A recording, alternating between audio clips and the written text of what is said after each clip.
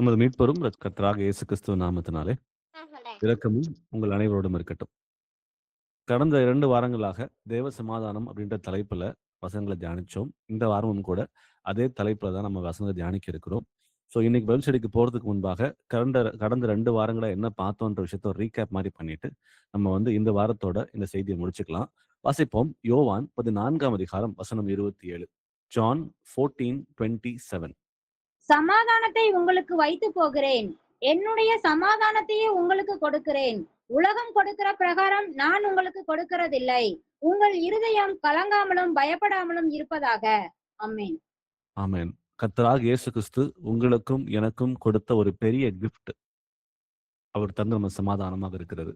இந்த சமாதானம் என்பது நம்ம இருதயத்துக்கு நேராக இது பேசுகிறது. ஏன்னா மனுஷன் இருதயத்துல இருந்து தான் நிறைய எண்ணங்கள், பொல்லாத சிந்தனைகள், விபச்சாரங்கள், வேசித்தனங்கள், களவுகள், புரட்டுகள், கெட்ட வார்த்தைகள், இந்த மாரி நிறைய காரியங்கள் நம் இருதயத்திலிருந்து கிளம்பி வருகிறது என்பதை நம்ம பார்க்கிறோம்.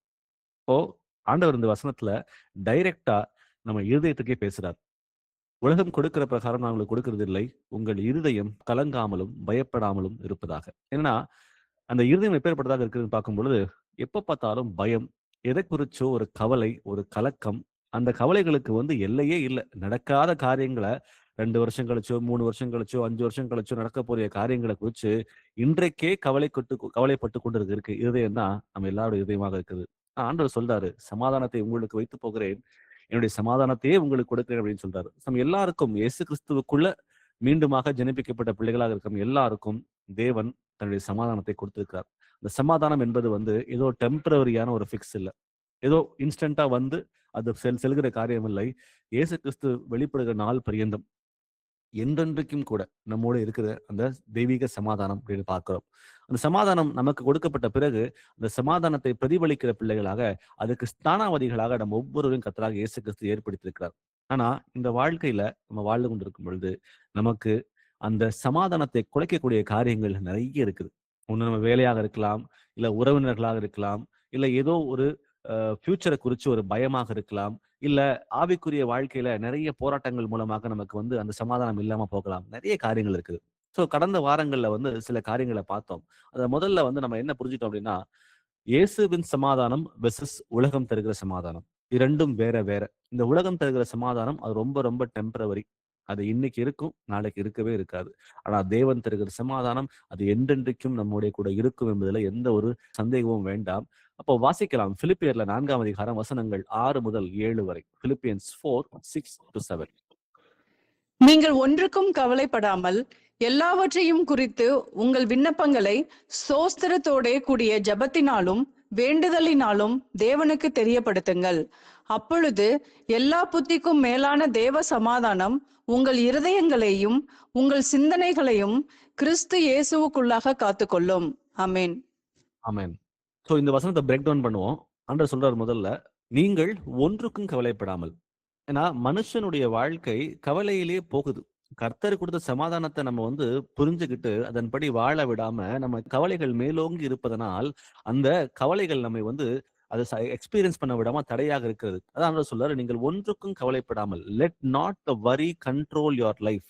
அந்த அந்த கவலைகள் உங்க வாழ்க்கையை ஆளுகை செய்யாது இருப்பதாக என்பதை அங்க பார்க்கிறோம். அப்புறம் சொல்றாரு, நீங்கள் ஒன்றுக்கும் கவலைப்படாமல் எல்லாவற்றையும் குறித்து, சின்ன காரியமோ பெரிய காரியமோ எதுவாக இருந்தாலும் சரி, உங்களுக்கு எதையெல்லாம் கவலைகளை உண்டாக்குகிறதோ, அது எது நான் டிஃபைன் பண்ண விரும்பல. நான் ஒவ்வொருத்தருக்கும் ஒவ்வொரு காரியம் இருக்கும். வாழ்க்கையில கவலைகளை குறித்து நம்ம யோசிக்கும் பொழுது ஒவ்வொருத்தருக்கும் ஒவ்வொரு காரியம் இருக்கும். அப்ப நீங்க நிதானிச்சு பாருங்க, உங்க வாழ்க்கையில எதையெல்லாம் உங்களை கவலை உண்டாக்குகிறது. அது சின்னதோ பெருசோ எதுவா இருந்தாலும் சரி, ஆண்டவர் சொல்றாரு, நீங்கள் ஒன்றுக்கும் கவலைப்படாமல் எல்லாவற்றையும் குறித்து அப்படின்னு சொல்றாரு. அப்போ அது முடிச்சுட்டு சொல்றாங்க, உங்கள் விண்ணப்பங்களை ஸ்தோத்திரத்தோட கூடிய ஜெபத்தினாலும் வேண்டுதலினாலும் தேவனுக்கு தெரியப்படுத்துங்கள். முதல்ல நம்ம என்ன பண்ணணுமா, அந்த கவலைகள் எல்லாவற்றையும் குறித்து தேவனிடம் தெரியப்படுத்த வேண்டும் என்று இங்க பார்க்கிறோம். அது தெரியப்படுத்துவதற்கு முன்பாக இங்க ஒரு வார்த்தை பயன்படுத்துறார், ஸ்தோத்திரத்தோடே அப்படின்னு சொல்லிட்டு. எதுக்கு ஸ்தோத்திரம் செலுத்த வேண்டும் என்றால், நம்முடைய வாழ்க்கையில நம்ம எல்லாரும் நிறைய பாதைகளை கடந்து வந்திருக்கிறோம். அந்த பாதைகள்ல பாத்தீங்கன்னா நிறைய பிரச்சனைகள் இருக்கும், உபத்திரவங்கள் இருந்திருக்கலாம், கவலைகள் இருந்திருக்கலாம். அது எல்லாவற்றிலும் கூட நம்ம விசுவாசமுள்ள பிள்ளைகளாக, இயேசுவுக்கு பிரியமான பிள்ளைகளாக நம்ம இருந்த காலகட்டமும் சரி, அதுக்கு முன்பாகவும் சரி, அவர் என்ன பண்ணிருக்காருன்னா, அது எல்லாத்தையும் விட்டு நம்மை நீங்களாக்கி இன்னைக்கு ரட்சிப்ப உங்களுக்கும் எனக்கும் கர்த்தர் கொடுத்திருக்கிறார். அப்போ அந்த காரியங்களை நினைத்து பார்த்து முதல்ல நம்ம பண்ண வேண்டியது, ஆண்டவரே உமக்கு நன்றி. நான் நிற்பதும், நான் நிர்மூலமாகாமல் இருப்பதும் உம்முடைய சுத்த கிருபையே. எவ்வளவு இக்கட்டான சூழ்நிலை என் வாழ்க்கையில வந்திருந்தாலும் கூட அது எல்லாவற்றும் இந்த நீங்களாக்கி ஆண்டவரை ரட்சித்திருக்கீங்கன்னு சொல்லிட்டு முதல்ல நம்ம பண்ண வேண்டியது ஸ்தோத்திரம். ஏன்னா பழையவைகளை நினைத்து பார்க்க வேண்டிய நன்றி அறிதல் உள்ள பிள்ளைகளாக நாம் இருக்க வேண்டும் என்று கர்த்தர் விரும்புகிறார். அப்போ ஸ்தோத்திரத்தோட ஜபத்தினாலும் வேண்டுதனாலும் தேவனுக்கு தெரியப்படுத்துங்கள். அப்போ இது அவருக்கு தெரியாதுன்னு பார்த்தா கர்த்தருக்கு தெரியும். நம்முடைய கவலைகள் என்ன, நம்ம தேவைகள் என்ன, எல்லாம் அவர் அறிந்தவராக இருக்கிறார்.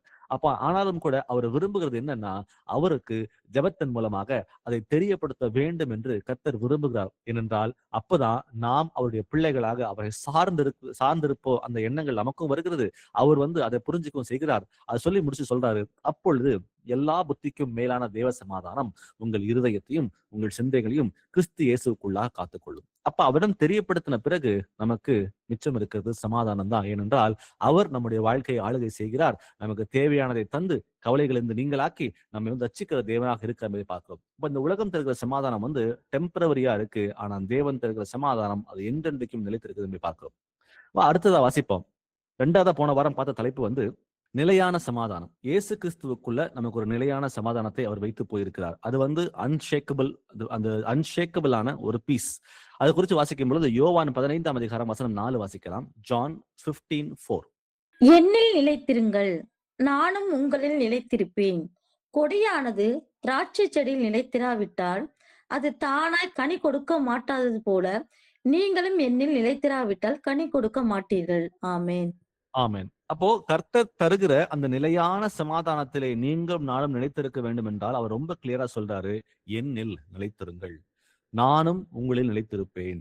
கொடியானது திராட்சை செடியில் நிலைத்திராவிட்டால் அது தானாய் கனி கொடுக்க மாட்டாதது போல நீங்களும் என்னில் நிலைத்திராவிட்டால் கனி கொடுக்க மாட்டீர்கள். அப்போ அந்த சமாதானத்தை, இந்த ஜீவனை பெற விரும்புகிற பிள்ளைகளாக இருக்கிற நாம் தேவனோடு இணைந்திருக்க வேண்டும். இணைந்திருக்கிறதுனா அவர் என்ன சொல்றாரோ அதை கேட்டு அதை புரிந்து கொண்டு அதன்படி வாழ்க்கையை மாற்றி அமைத்து கொண்டு வாழ்றதுக்கு பாத்தீங்களா, அதுதான் அவரில் நிலைத்திருக்கிறது. அப்போ இது ஒரு ஆன்கோயிங் ஆக்டிவிட்டி, ஒரு நாள் செய்கிற காரியம் அல்ல.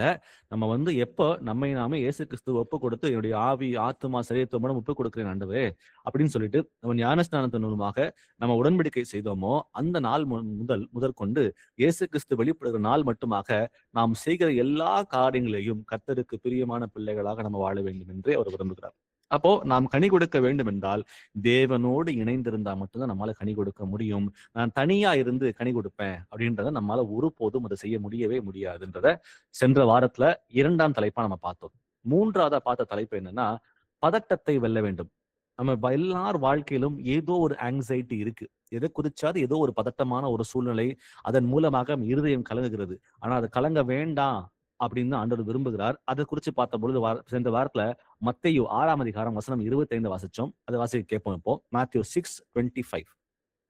ஆகையால் எண்ணத்தை உண்போம் எண்ணத்தை குடிப்போம் என்று உங்கள் ஜீவனுக்காகவும் எண்ணத்தை உடுப்போம் என்று உங்கள் சரீரத்துக்காகவும் கவலைப்படாதிருங்கள் என்று உங்களுக்கு சொல்லுகிறேன். ஆகாரத்தை பார்க்கிலும் ஜீவனும் உடையை பார்க்கிலும் சரீரமும் விசேஷித்தவைகள் அல்லவா?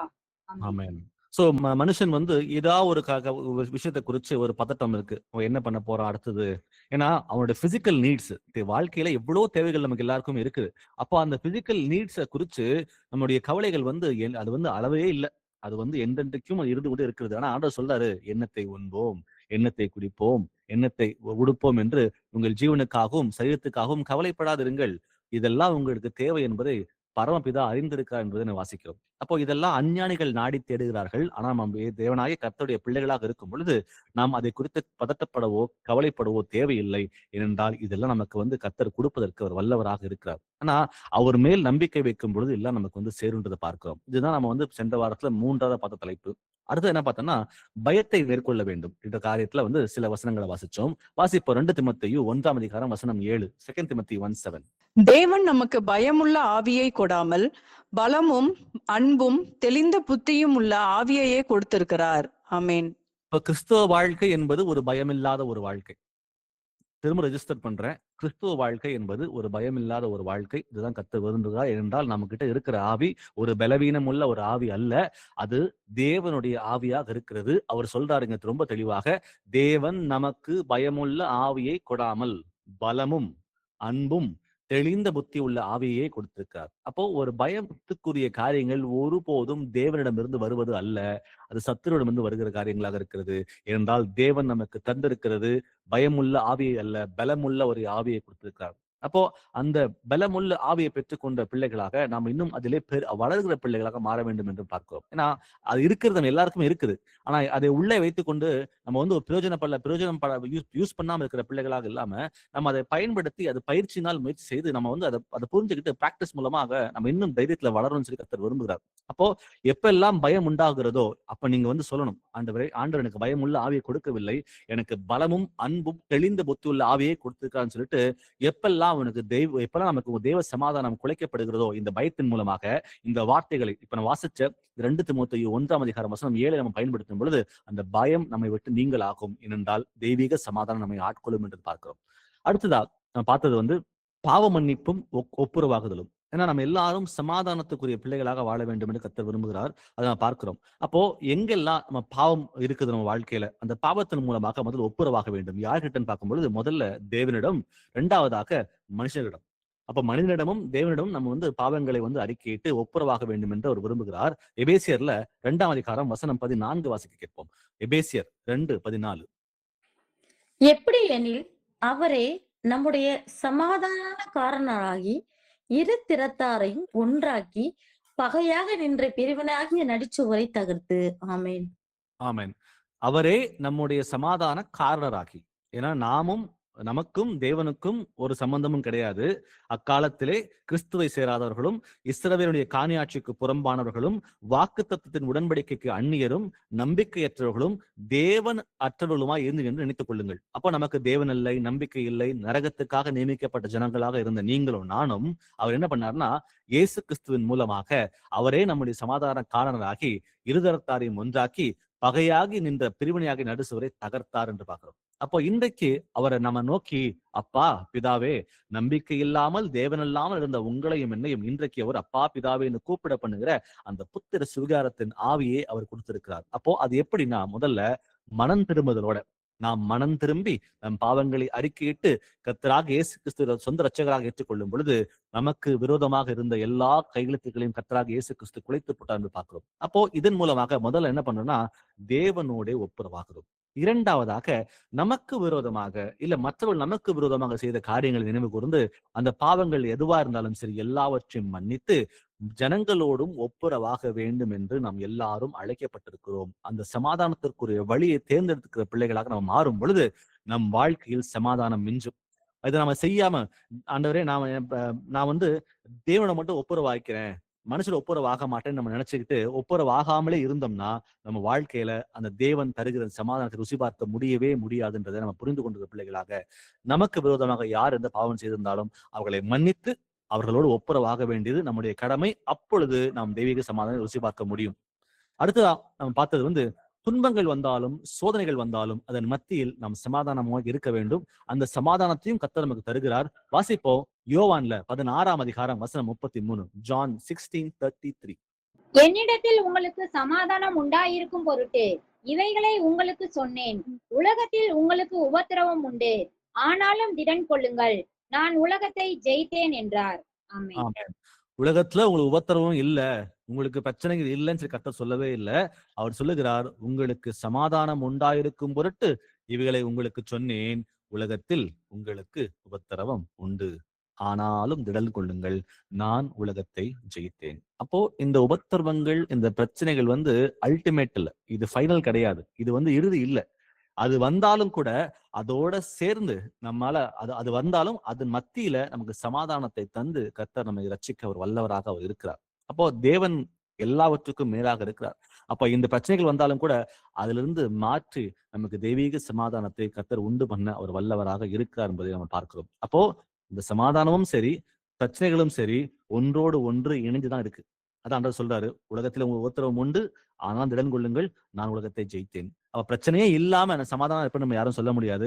பிரச்சனைகள் மத்தியில தான் கர்த்தர் தருகிற சமாதானம் நமக்கு வந்து சேருகிறது. அடுத்ததா நம்ம பார்த்த காரியங்கள் இருதயத்தை காத்துக்கொள்ள வேண்டும். நம்ம சமாதானமா இருக்கணும்னா நம்ம எல்லாரும் நம்ம இருதயத்தை காத்துக்கொள்ள வேண்டும். அதுதான் ஆரம்பத்தில் நம்ம பார்த்தோம், உங்கள் இருதயம் கலங்காமலும் பயப்படாமலும் இருப்பதாக அப்படின்னு சொல்லிட்டு. அப்போ வாசிப்போம் ரோமர்ல 8ஆம் அதிகாரம் வசனம் 6. ரோமன்ஸ் 8:6. மாம்ச சிந்தை மரணம், ஆவியின் சிந்தையோ ஜீவனும் சமாதானமுமாம். ஆமென். நாம் எதை நினைக்கிறோமோ அதுதான் அவுட்புட். நம்ம ஒரு விஷயத்தை நினைச்சு கவலைப்பட்டு கொண்டே இருப்போமே ஆகில் நமக்கு சமாதானம் வரப்போறதே கிடையாது. ஆனாலும் கூட கர்த்தர் மேல் நம்பிக்கை வைத்து கர்த்தர் எல்லாவற்றும் எனக்காக செய்து முடிப்பார் என்ற உறுதியோட அவரை பற்றி கொண்டிருக்கிற பிள்ளைகளாக மாறும் பொழுது நமக்கு சமாதானம் மிஞ்சும். அப்போ இந்த ஆவியின் கனியாகிய அந்த அந்த அந்த சந்தோஷம், கர்த்தருக்குள்ள அந்த சமாதானம் நமக்கு வரும் பொழுது கண்டிப்பா நம்ம அதோட அவர் நிலைத்திருந்து அதை புரிந்து கொண்டு அதுல நிலைத்திருக்கும் போது கண்டிப்பா நமக்கு சமாதானம் கர்த்தர் கொடுக்கிற தேவனாக இருக்கிறார். அப்போ இன்னும் வாசிப்போம், சமாதானத்தை ஏற்படுத்துகிற பிள்ளைகளாக நாம் மாற வேண்டும் என்பதை போன வாரத்துல பார்த்தோம். ஏன்னா இந்த சமாதானம் நான் மட்டும் பெறக்கூடாது, அந்த பெற்ற சமாதானத்தை மற்றவர்களுக்கும் நான் பகிர்ந்து கொடுக்க வேண்டும் என்ற காரியங்களை போன வாரத்துல பார்த்தோம். அதுக்குரிய வசனத்தை வாசிப்போம். மத்தேயு 5ஆம் அதிகாரம் வசனம் 9. Matthew 5:9. சமாதானம் பண்ணுகிறவர்கள் பாக்கியவான்கள், அவர்கள் தேவனுடைய புத்திரர் எண்ணப்படுவார்கள். ஆமென். ஆமென். சோ சமாதானம் பண்ணுகிறவர்கள் பாக்கியவான்கள். யாரோட சமாதானம் பண்ண வேண்டும்? நமக்கு விரோதமாக யார் எது செய்திருந்தாலும் கூட அவர்களோட சமாதானம் பண்ணுகிற பிள்ளைகளாக நம்ம மாற வேண்டும் என்று இந்த வார்த்தை சொல்லுகிறது. சமாதானம் பண்ணுகிறவர்கள் பாக்கியவான்கள், அவர்கள் தேவனுடைய புத்திரர் எனப்படுவார்கள். அப்போ it is an active choice. எங்கெல்லாம் சமாதான குலைச்சல் இருக்கிறதோ அங்கெல்லாம் தேவனுடைய பிள்ளைகளாக இருந்து நாம போய் சமாதானத்தை உண்டு பண்ண வேண்டும். ஏனென்றால் இது சீஷர்களுக்காக கொடுக்கப்பட்ட ஒரு அழைப்பு. நம்ம எல்லாரும் சொல்றோம்ல, நான் இயேசுவோட சீஷனாக இருக்கிறேன் அப்படின்னு நம்ம எல்லாரும் சொல்லுகிறோம். அப்போ அந்த வார்த்தைகளை கிளைம் பண்ற சிச்சுவேஷன் நம்ம இருக்கிறோம் அப்படின்னா நாம் சமாதானத்தை ஆஃபர் பண்ணணும் மற்றவங்களுக்கு சமாதானம் இல்லாம ஒரு சூழ்நிலை இருக்கு. ஒரு உறவினர்களோ சொந்தக்காரங்க யாரா இருந்தாலும் நண்பர்களோ யார் இருந்தாலும் சரி, ஒருவேளை நமக்கு அவர்களோட சமாதானம் இல்லாம இருந்துச்சுன்னா தேவனுடைய வார்த்தை சொல்லுகிற பிரகாரமாக சமாதானம் பண்ணுகிறவர்கள் பாக்கியவான்கள், அவர்கள் தேவனுடைய புத்திரர் எனப்படுவார்கள். அப்போ இந்த கேரக்டர் தேவனுடைய தன்மை இருக்கு பாத்தீங்களா, சமாதானத்தின் தேவன் அப்படின்னு நம்ம வாசிக்கிறோம். அப்போ அவருடைய தன்மை என்னவென்று புரிந்து கொண்டு அவரை போலவே மாறணும் அப்படின்ற ஒரு முடிவெடுத்த பிறகு நீங்களும் நானும் அவரை பிரதிபலிக்கணும் அப்படின்னா எங்கெல்லாம் சமாதானம் இல்லாம இருக்குதோ அந்த இடத்துல சமாதானத்தை உண்டு பண்ண வேண்டும். சோ இதுதான் போன வாரத்துல நம்ம பார்த்தோம். இதெல்லாம் செய்யும் பொழுது என்ன நடக்குதுன்னா ஆட்டோமேட்டிக்கா தேவன் தருகிற அந்த தெய்வீக சமாதானத்தை நாம் ருசி பார்த்து அதில் நடப்பதற்கு நமக்கு முடியும். அப்போ இன்றைக்கு பார்க்க போற காரியங்கள் என்ன அப்படின்னா, முதல்ல தலைப்பு முடிவெடுப்பதில் சில காரியங்களை பகுத்தறிவதில் நமக்கு சமாதானம் வரணும். ஏன்னா நம்ம எல்லாரும் எவ்வளவு முடிவுகள் இருக்கும் வாழ்க்கையில, நிறைய டிசிஷன்ஸ் எடுக்கிறோம். ஆனா அந்த டிசிஷன் எடுக்கிறதுக்கு முன்னாடி இது தேவனிடம் வருகிறதா, இதை செய்யலாமா வேணாமா அப்படின்ற காரியங்கள் நமக்கு புரியாம தப்பான முடிவுகள் எடுத்துடுறோம் சம்டைம்ஸ். ஆனா நல்ல முடிவுகளாக கர்த்தருக்கு பிரியமான முடிவுகளாக எடுக்கணும். அதை எடுக்கும் பொழுது கர்த்தர் நமக்கு சமாதானத்தை தருகிறார் அப்படின்ற காரியங்களை புரிந்து கொண்டு நம்ம இன்னைக்கு குறி வசனங்களை வாசிக்க கேட்போம். யாக்கோபு 1ஆம் அதிகாரம் வசனம் 5. ஜேம்ஸ் 1:5. உங்களில் ஒருவன் ஞானத்தில் குறைவுள்ளவனாய் இருந்தால் யாவருக்கும் சம்பூர்ணமாய் கொடுக்கிறவரும் ஒருவரையும் கடிந்து கொள்ளாதவருமாகிய தேவனிடத்தில் கேட்க கடவன், அப்பொழுது அவனுக்கு கொடுக்கப்படும். நம்ம ஏற்கனவே பார்த்தது போல நம்ம எல்லாரும் நிறைய முடிவு எடுக்கிறோம். இதை செய்யலாமா, இது வேணாமா, இது கர்த்தருக்கு பிடிக்குமா, இது கர்த்தருக்கு பிடிக்காதா, நம்ம சரியா செய்யலன்னா அப்புறம் நம்ம வாழ்க்கையில கஷ்டப்படணும்ன்ற மாதிரி ஆங்ஸைட்டி நிறைய இருக்குது. நிறைய முடிவு எடுக்கணும் நம்ம. அப்போ அந்த முடிவு எடுப்பதற்கு நமக்கு தேவை தேவனுடைய ஞானம். அதான் சொல்றாங்க இந்த இடத்துல, உங்களில் ஒருவன் ஞானத்தில் குறை உள்ளவனாய் இருந்தால், ஒரு விஷயத்துக்கு என்னால முடிவு எடுக்க முடியல ஆண்டவரே அப்படின்னு சொல்லி ஒரு குறைவுள்ள ஞானமுள்ள பிள்ளைகளாக இருந்தால் அவர் சொல்றாரு, யாவருக்கும் சம்பூரணமாய் கொடுக்கிறவரும் ஒருவரையும் கடிந்து கொள்ளாதவருமாகிய தேவனிடத்தில் கேட்க கடவன், அப்பொழுது அவனுக்கு கொடுக்கப்படும். அப்போ தேவனிடம் கேட்கும் பொழுது அந்த ஆங்ஷியஸான ஒரு பதட்டமான ஒரு சூழ்நிலைக்குள்ள நம்ம கேட்கும் பொழுது அவர் நமக்கு ஞானத்தை தருகிறார். அந்த ஞானத்தை தருவது மாத்திரமல்ல, நம்ம எந்த வழியில நடக்கணும்னு சொல்லி நமக்கு கற்பிக்கிற தேவனாக இருக்கிறான்னு பாக்குறோம். அப்போ தேவனுடைய அந்த பதில் இருக்கு பாத்தீங்களா, ஒரு ஆங்ஸைட்டிக்குள்ள இருந்தா கூட அவரிடம் கேட்டு நம்ம பெற்றுக்கொள்ளும் பொழுது அது நமக்கு சமாதானத்தை உண்டு பண்ணும் என்பதை நம்ம பார்க்கிறோம். யாக்கோபு 3ஆம் அதிகாரம் வசனம் 17 வாசிப்போம். ஜேம்ஸ் 3:17. பரத்திலிருந்து வருகிற ஞானமோ முதலாவது சுத்தம் உள்ளதாயும், பின்பு சமாதானமும் சாந்தமும் இணக்கமும் உள்ளதாயும், இரக்கத்தாலும் நற்கனிகளாலும் நிறைந்ததாயும், பட்சபாதம் இல்லாததாயும், மாயமற்றதாயும் இருக்கிறது. ஆமீன். இப்போ இன்னைக்கு இந்த வசனத்தை நம்ம எல்லாரும் திரும்ப ஆராய்ஞ்சு பார்ப்போம். ஏன்னா நம்ம நிறைய முடிவு எடுக்கிறோம் வாழ்க்கையில. இப்ப எடுக்கும் பொழுது இது தேவனிடமிருந்து வருகிறதா இல்லையா என்பதை நிதானித்து ஒரு முடிவு எடுப்பதற்கு இந்த வசனம் நம்ம எல்லாருக்கும் ரொம்ப பிரயோஜனமாக இருக்கும். நான் திரும்ப வாசிக்கிறேன் இந்த வசனத்தை. பரத்திலிருந்து வருகிற ஞானமோ முதலாவது சுத்தமுள்ளதாயும், பின்பு சமாதானமும் சாந்தமும் இணக்கமுள்ளதாயும், இரக்கத்தாலும் நற்கனிகளாலும் நிறைந்ததுமாய், பட்சபாதம் இல்லாததுமாய், மாயமற்றதுமாய் இருக்கிறது. அப்போ அந்த உண்மையான அந்த சமாதானம் இந்த வசனத்தின் மூலம் நமக்கு எல்லாரும் கிடைக்கும். ஏனென்றால் நம்ம எடுக்கிற முடிவு இந்த வசனத்தின்படி இருந்துச்சு அப்படின்னா கண்டிப்பா இது கர்த்தரிடமிருந்து வருகிறது. ஃபார் எக்ஸாம்பிள், இன்னைக்கு ஒரு முடிவு எடுக்கிறீங்க அப்படின்னா அது நம்ம சுத்தம் உள்ளதாக இருக்கிறதா, அது சமாதானம் கொடுக்குதா, நமக்கு சாந்தம் உள்ளதாக இருக்கிறதா, இணக்கம் உள்ளதாக இருக்கிறதா, இரக்கத்தாலும் நற்கனிகளாலும் நிறைந்ததாக இருக்கிறதா, பட்சபாதம் இல்லாம இருக்கிறதா, மாயமற்றதா இருக்கிறதான்னு சொல்லிட்டு எடுக்கிற முடிவுகளை இந்த வசனத்தோடு ஒப்பிட்டு பார்க்கும் பொழுது நம்ம அந்த ஒப்பிட்டு பார்க்கும் பொழுது நமக்கு இந்த வசனத்தின்படி அந்த முடிவு அமைந்திருந்தது அப்படின்றா இது கர்த்தரிடமிருந்து வருகிறது. அப்படி இல்லைன்னா அது கர்த்தரிடமிருந்து வரலன்னு சொல்லி நம்ம ஈஸியா அதை டிஃபைன் பண்ணிடலாம். சோ இனிமே கோயிங் ஃபார்வர்ட் நம்ம எந்த முடிவு எடுத்தாலும் சரி, யாக்கோபு 3ஆம் அதிகாரம் வசனம் 17 நீங்க வாசிச்சு பாருங்க. வாசிச்சு பார்த்துட்டு இந்த வசனத்துக்கு இது ஒத்து போகிறதா இல்லையா என்பதை நிதானித்து பார்த்து அது ஒத்து போச்சுன்னா அது கர்த்தரிடமிருந்து வருகிறது. தேவன் அதன் மேல் பிரியமாக இருக்கிறார். ஒருவேளை ஒத்து வரலன்னா நீங்க மீண்டுமாக ஜெபத்துல ஆண்டவரை என்ன செய்யலாம்னு சொல்லி கேட்டுட்டு ஒரு நல்ல இந்த வசனத்தின் முடிவெடுக்கிறதுக்கு அது ஏதுவாக இருக்கும். வாசிப்போம். நீதிமொழிகள் 11ஆம் அதிகாரம் வசனம் 14. Proverbs 11:14. ஆலோசனை இல்லாத இடத்தில் ஜனங்கள் விழுந்து போவார்கள். அநேக ஆலோசனைக்காரர் உண்டானால் சுகம் உண்டாகும். ஆமென். அப்போ முதல்ல என்ன பண்ணணும்? யாக்கோபு 1:15 படியாக நம்ம ஒருவன் ஞானத்தில் கொள்ளை உள்ளவனாய் இருந்தால் யாவருக்கும் சம்பூர்ணமாய் கொடுக்கிறவர், கேட்கும் பொழுது அவர் தரேன்னு சொல்லி சொல்றார். அப்ப முதல் படியே என்னன்னா, ஒரு முடிவெடுக்கும் பொழுது அந்த சமாதானத்தோட நம்ம இருக்கணும்னா முதல்ல பண்ண வேண்டியது, தேவனே எனக்கு ஞானத்தை தாங்க அப்படின்னு கேட்கிறோம்.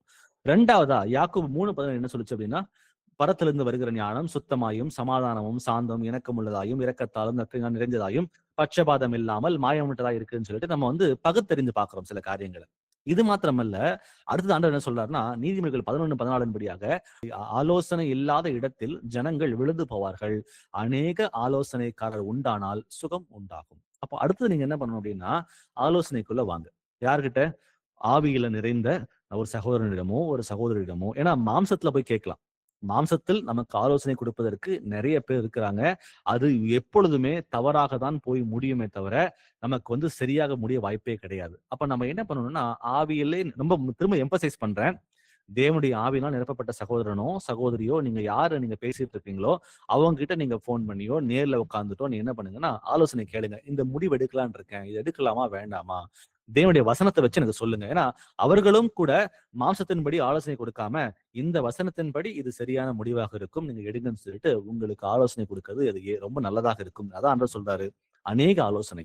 இப்போ ஒருத்தர் 2 பேர் மட்டும் இல்ல, உங்களுக்கு தெரிஞ்ச 2 பேர் 3 சகோதரோ 3 சகோதரியோ யாரிடம் உங்களுக்கு பழக்கம் இருக்குதோ அவங்க கிட்ட கேட்டு அந்த முடிவுகளை எடுக்கும் பொழுது எல்லா முடிவும் தேவனிடம் ஜெபித்ததுக்கு பிறகு உங்களுக்கு ஏற்படுகிற சமாதானம். ரெண்டாவதாக அந்த முதல் சகோதரனோ 2வது சகோதரனோ 3வது சகோதரனோ எல்லாரிடம் கேட்டு எல்லாரும் ஒரே மாதிரி சிங்க்ரனைஸ் ஆகி ஒரு முடிவு வருது பாத்தீங்களா, அது தேவனிடமிருந்து வருகிறது. அப்போ இதைதான் செய்ய வேண்டும் என்று கர்த்தர் விரும்புகிறார். அதை செய்யும் பொழுது நம்ம முடிவுகளை தவறான முடிவுகளை எடுக்காம அது சமாதானமான ஒரு முடிவாக இருக்கும். அது கர்த்தர் விரும்புகிறவராக இருக்கிறார். சங்கீதம் 32ஆம் அதிகாரம் வசனம் 8 வாசிக்கலாம். Psalms 32:8. நான் உனக்கு போதித்து நீ நடக்க வேண்டிய வழியை உனக்கு காட்டுவேன், உன்மேல் என் கண்ணை வைத்து உனக்கு ஆலோசனை சொல்லுவேன். ஆமென். தேவன் இங்க பாத்தீங்கன்னா ஒரு மென்டோர் மாதிரி, ஒரு பர்சனலா நம்மோட கூட இருந்து நம்ம செய்கிற காரியங்கள் எல்லாவற்றையும் அவர் பார்த்து, இதை செய் மகனே, இது செய்யாத மகனே, நான் உன்னை பாத்துக்கிறேன்ற மாதிரி ரொம்ப பர்சனலா நம்மோட கூட இருக்கிறார். இந்த பாக்கியம் எத்தனை பேருக்கு கிடைக்கும்னு பாத்தீங்கன்னா வாய்ப்பு இல்லை. கர்த்தரால் தேர்ந்தெடுக்கப்பட்ட ஜனங்களாகிய உங்களுக்கும் எனக்கும் அந்த வாய்ப்பை கர்த்தர் கொடுத்திருக்கிறார். அப்போ அவர் நம்மை பாதுகாத்துக் கொள்கிறார்.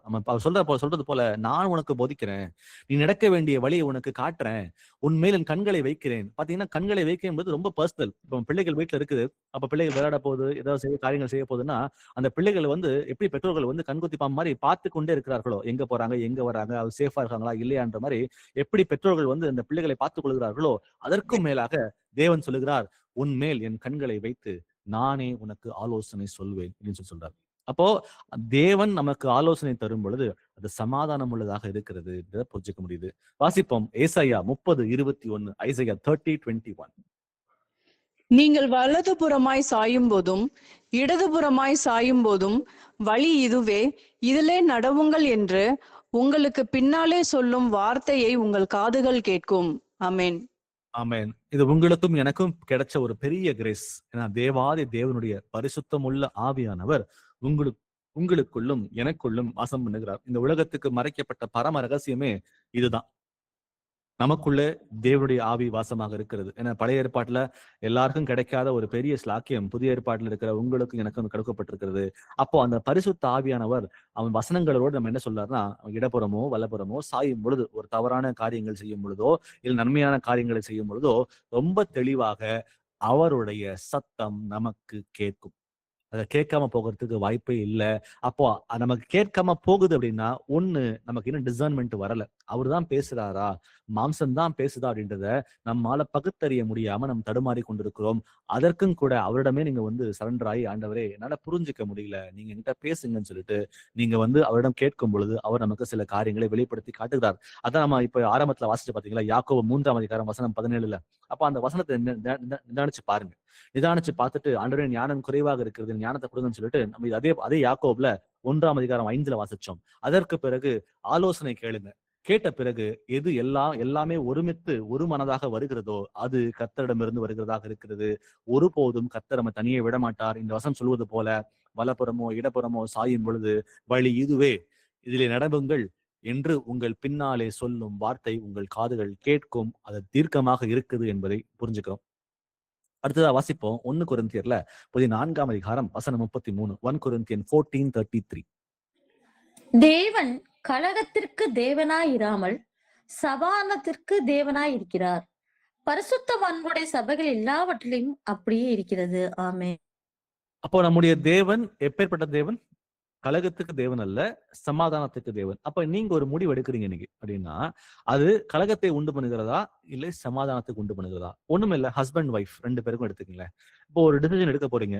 அப்போ நீங்க எடுக்கிற முடிவுனால உங்களுக்கும் உங்கள் மனைவிக்குமோ இல்ல உங்கள் மனைவிக்கும் உங்க கணவனுக்குமோ என்ன ஒரு வித்தியாசம் வருது அப்படின்னா, அது குடும்பத்துல ஒரு டிஃபரன்ஸ் உண்டு பண்ணுது. அப்போ இட் பிரிங்ஸ் கேஆஸ். அப்போ அந்த டிஃபரன்சஸ் வரும்பொழுது யோசிச்சு பாருங்க. ஏன்னா தேவன் கலகத்தின் தேவன் அல்ல, அவர் சமாதானத்தின் தேவனாகவே இருக்கிறார் என்பதை நம்ம புரிஞ்சுக்கிறோம். அப்போ சமாதானம் தான் இண்டிகேட்டர். இது நம்ம தேவனோட இணைந்திருக்கிறோமா இல்லையா, இது தேவனிடமிருந்து வருகிறதா இல்லையா என்பதை நம்ம புரிஞ்சுக்கிறதுக்கு அந்த பீஸ், தேவன் தருகிற அந்த சமாதானம் நம்ம இருதயத்துல வந்துச்சுன்னா இது தேவனிடமிருந்து வருகிறது.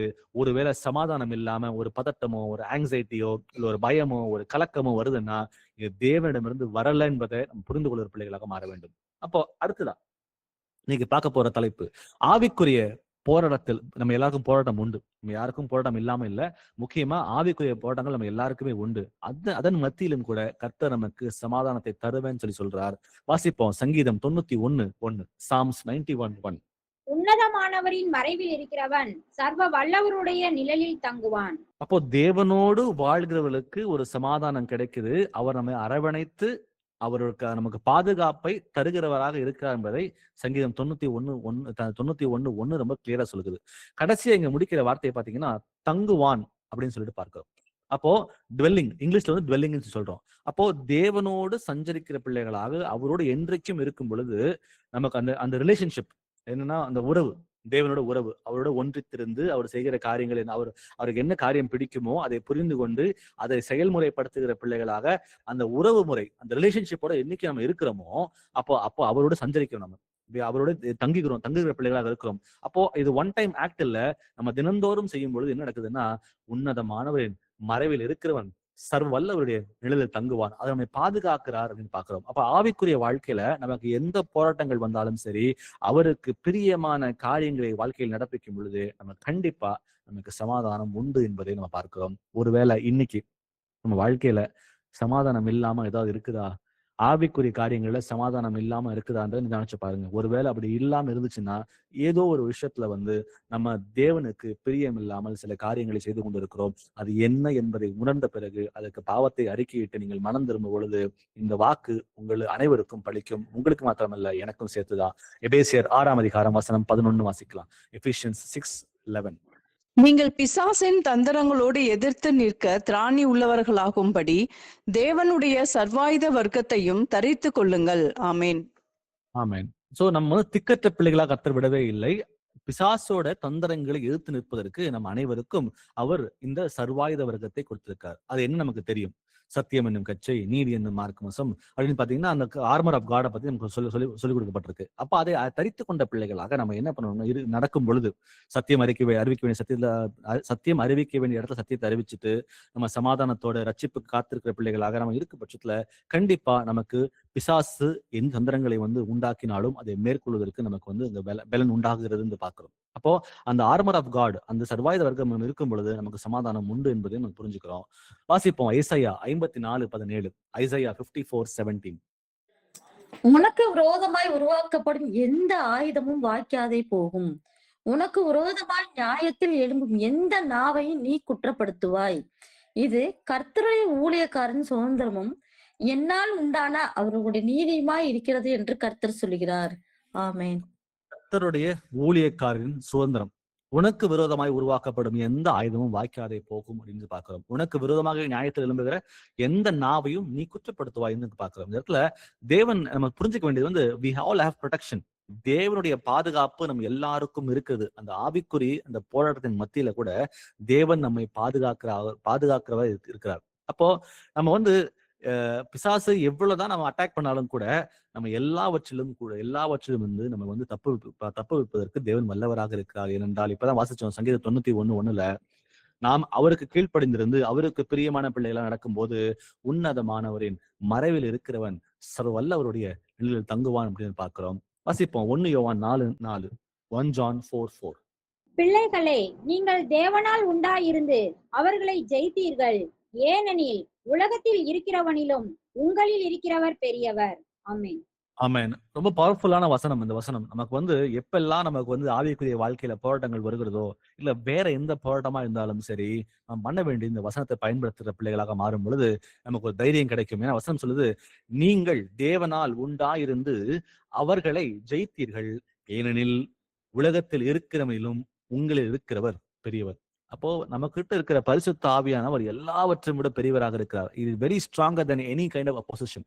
எவ்வளவு பெரிய பிசாசுகளா இருந்தாலும் சரி, எவ்வளவு பெரிய தந்திரமாக இருந்தாலும் சரி, எல்லாவற்றையும் மேற்கொள்வதற்கு பலமுள்ள ஒரு ஆவி நம்மிடம் இருக்கிறது என்பதை புரிந்து கொண்ட பிள்ளைகளாக நம்ம மாறும் பொழுது நமக்கு அந்த சமாதானம் உண்டாகும். அப்போ நமக்கு அதை புரிஞ்சுக்கணும். முதல்ல நம்ம கிட்ட இருக்கு, தேவனுடைய ஆவி நம்மோட கூட இருக்கிறார், நம்ம அது பலமுள்ள ஆவியாக இருக்கிறது, நான் எதை குறித்து பயப்பட தேவையில்லை அக்செப்டன்ஸ், அந்த புரிதல் வந்துச்சு அப்படின்னா ஆட்டோமேட்டிக்கா நமக்கு வந்து எதிர்த்து நிற்பதற்கு திராணியுள்ள பிள்ளைகளாக நம்மளால மாற முடியும். பிலிப்பியர் 4:13 வாசிக்கலாம். Philippians 4:13. என்னை பலப்படுத்துகிற கிறிஸ்துவினாலே எல்லாவற்றையும் செய்ய எனக்கு பலன் உண்டு. ஆமென்.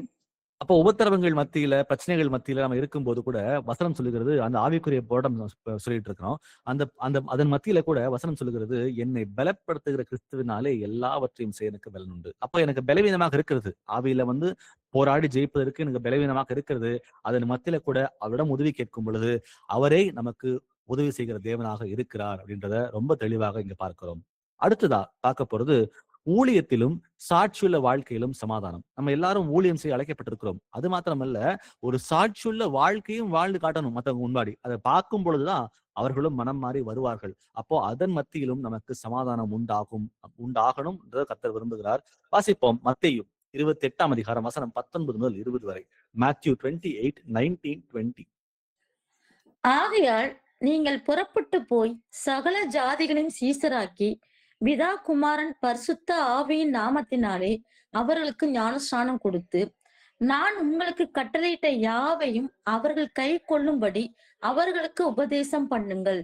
இதோ உலகத்தின் முடிவு பரியந்தம் சகல நாட்களிலும் நான் உங்களுடன் கூட இருக்கிறேன் என்றார். ஆமேன். ஆமென். சோ கிரேட் கமிஷன் நம்ம எல்லாருக்கும் ஊழியத்தின் அழைப்பு இருக்கிறது. இவங்களுக்கு தான் இருக்கு, அவங்களுக்கு தான் இருக்குன்னு சொல்லி யாரும் கை நீட்டி பேச சொல்ல முடியாது. கர்த்தராக இயேசு கிறிஸ்துவின் நாமத்தில் ஞானஸ்நானம் பெற்று அவர் சொந்த இரட்சகராக ஏற்றுக்கொண்ட நம் எல்லாருக்கும் இந்த ஊழியத்தின் அழைப்பு இருக்கிறது. ஆகையால் நீங்கள் புறப்பட்டு போய் சகல ஜாதிகளையும் சீஷராக்கி பிதா குமாரன் பரிசுத்த ஆவியின் நாமத்திலே அவர்களுக்கு ஞானஸ்நானம் கொடுத்து சொல்லி முடிச்சுட்டு சொல்லாரு, நான் உங்களுக்கு கட்டளையிட்ட யாவையும் அவர்கள் கைகொள்ளும்படிக்கு அவர்களுக்கு உபதேசம் பண்ணுங்கள்.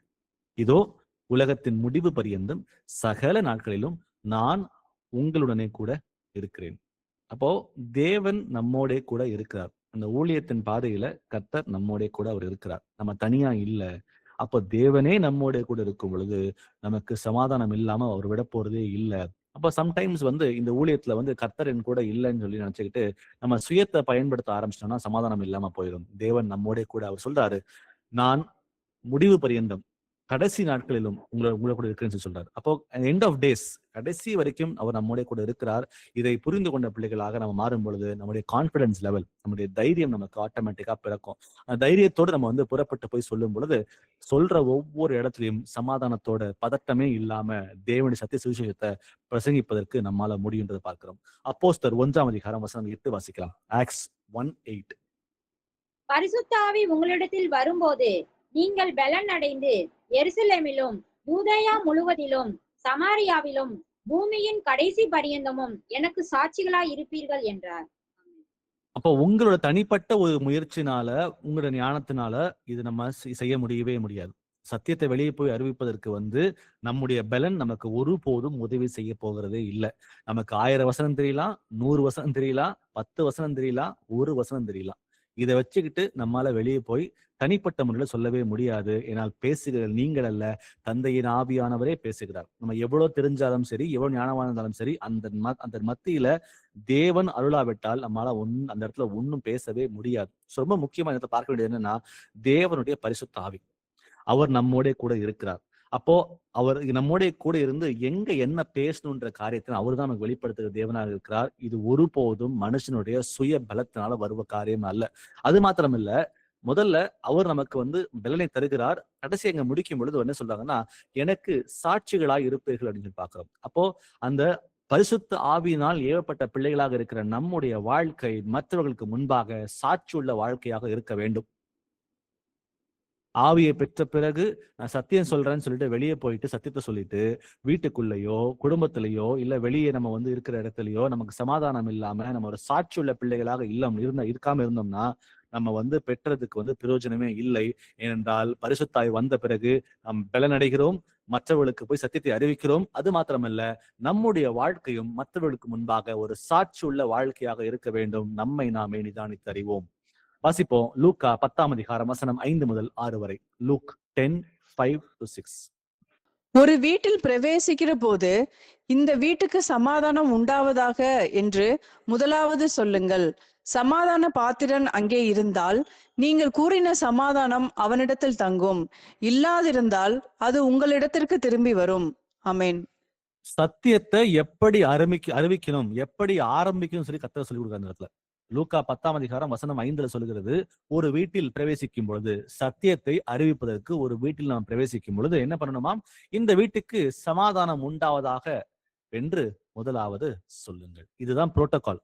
முதல்ல போன உடனே சத்தியத்தை நீ சிலை வழிபாடு பண்ற, இது பண்ண நரகத்துக்கு போயிருன்னு சொல்லிட்டு கட்டும் கண்டுபிடிச்சு அவங்களுக்கு வந்து மனம் அடிய செய்யற பிள்ளைகளாக இல்லாமல் முதல்ல நம்ம பண்ண வேண்டிய காரியம் என்னன்னா, சமாதானத்தை முதல்ல அவங்களுக்கு ஆஃபர் பண்ணும். இயேசு கிறிஸ்து யார், அவர் நமக்காக எப்படி வெளிப்பட்டார், அவர் நமக்காக என்ன செய்தார்ன்ற காரியத்தை முதல்ல அந்த சமாதானத்தின் சுவிசேஷத்தை முதல்ல அறிவிக்கணும்.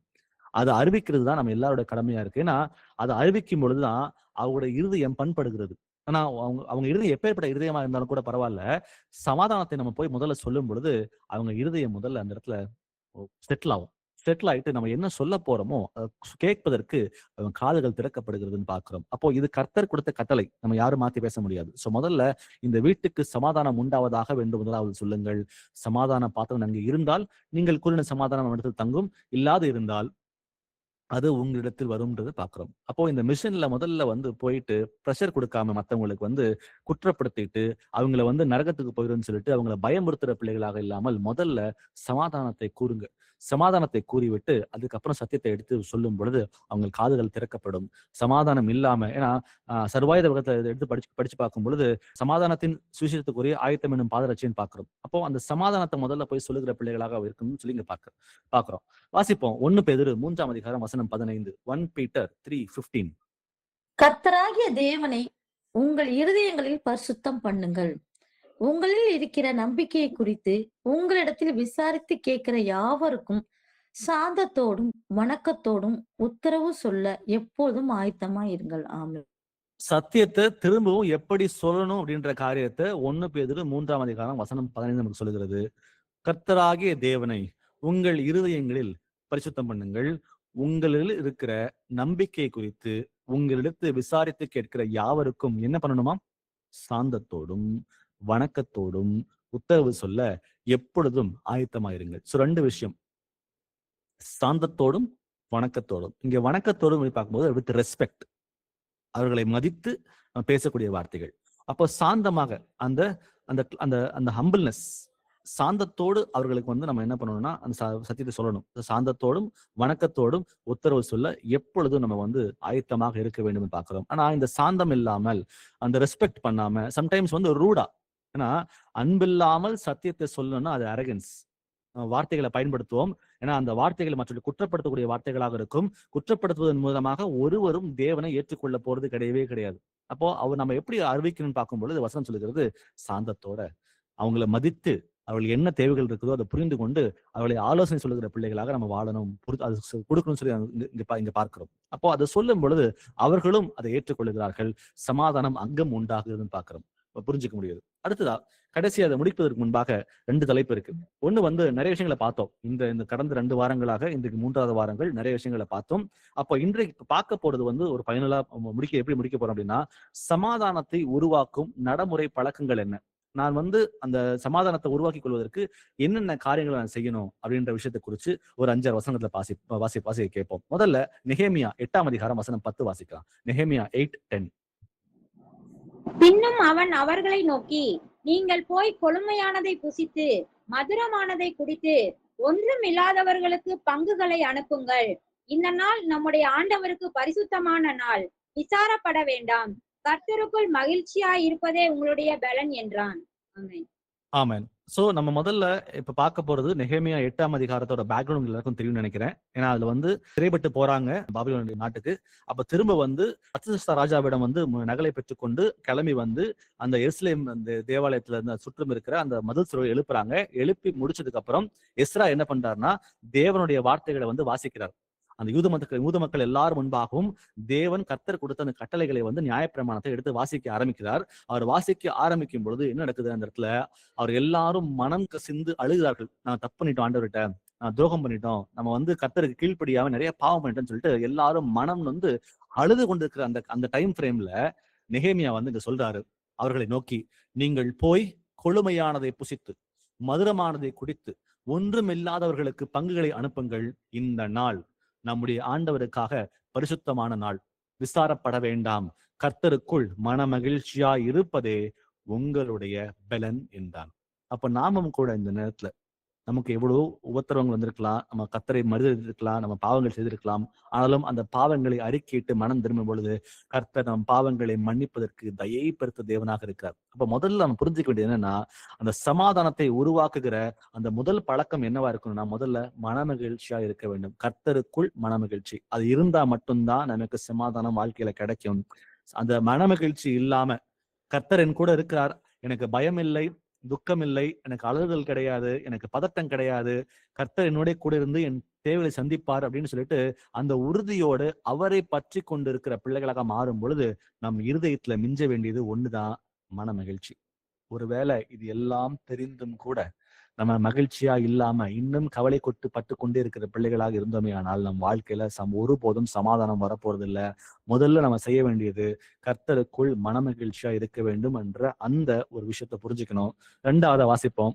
சங்கீதம் 119 165. சாம்ஸ் 119 165. உம்முடைய வேதத்தை நேசிக்கிறவர்களுக்கு மிகுந்த சமாதானம் உண்டு, அவர்களுக்கு இடரல் இல்லை. ஆமென். ஆமென்.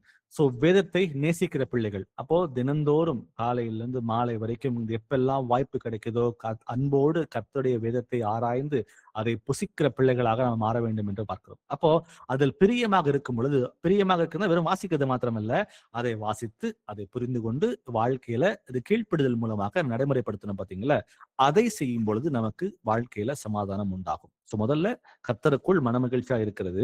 2வதா சங்கீதம் 119 165 சொல்வது போல சமாதானம் நமக்கு தேவை அப்படின்னா வசனம் சொல்லுது, உம்முடைய வேதத்தை நேசிக்கிறவர்களுக்கு மிகுந்த சமாதானம் உண்டு, அவர்களுக்கு இடரல் இல்லை. இப்ப உங்களுக்கும் எனக்கும் இடரல் வேண்டாம் நம்ம வாழ்க்கையில அப்படின்னா, நம்ம பண்ண வேண்டிய முதல் காரியமே தேவனுடைய வேதத்தை வாசிக்கிற பிள்ளைகளாக வாசிப்பது மாத்திரமல்ல, அது என்ன சொல்லப்பட்டிருக்குதோ. ஏன்னா வசனங்களை வாசிப்போம், அதை வாசிக்கும் பொழுது சம்டைம்ஸ் வசனம் குத்தும் நமக்கு.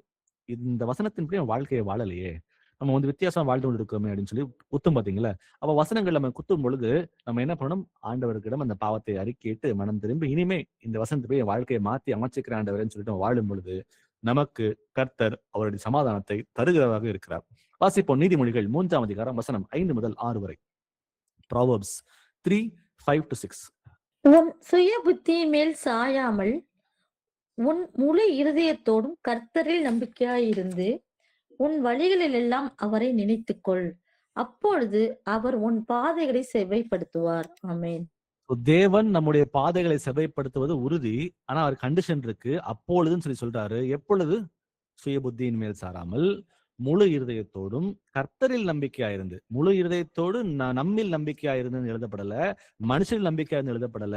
சுய புத்தியின் மேல் சாராமல் உன் முழு இருதயத்தோடு கர்த்தரில் நம்பிக்கையாயிருந்து உன் வழிகளில் எல்லாம் அவரை நினைத்துக்கொள். அப்ப அதை செய்யும் பொழுது நமக்கு சமாதானம் உண்டாகும். அப்போ இன்னைக்கு யோசிச்சு பாருங்க, சமாதானம் இல்லாத ஒரு சூழ்நிலை, நீங்க எடுத்த முடிவுகள், கர்த்தருக்கு வந்து டிஸ்கஸ் பண்ணாம, ஆண்டவருக்கு வந்து பிரியம் இல்லாம எடுத்த முடிவுகள், அவர் மேல் நம்பிக்கை இல்லாமல் எடுத்த முடிவுகள், அவரை நினைத்து கொள்ளாமல் எடுத்த முடிவுகள், இது எல்லாவற்றிலும் நமக்கு மிஞ்சினது வந்து சமாதானம் இல்லாத ஒரு பதட்டம் உள்ள ஒரு பயம் உள்ள ஒரு சூழ்நிலை தான். ஒரு வேளை அப்படி இருந்துச்சுன்னா இன்னைக்கு கர்த்தரிடம் வந்து மனம் திரும்பி, ஆண்டவரே நான் வந்து என் சுய புத்தியின் மேல சாஞ்சேன், நான் வந்து முடிவுகள் எடுக்கும் பொழுது என்னை சார்ந்து என் மேல் நம்பிக்கை இருந்து முடிவுகள் எடுத்தேன், நான் செய்கிற காரியங்கள்ல வந்து உண்மை வந்து முன்னோக்கி வைக்காம நான் வந்து என்ன நினைத்து கொண்டு நான் சில காரியங்களை செஞ்சேன், இது எல்லாவற்றுக்காகவும் என்னை மன்னிங்கன்னு சொல்லிட்டு இப்ப நம்ம மன்னிப்பு கேட்கும் பொழுது கர்த்தர் அந்த பாவங்களை மன்னிப்பதற்கு தயப்பெருத்த தேவனாக இருக்கார்.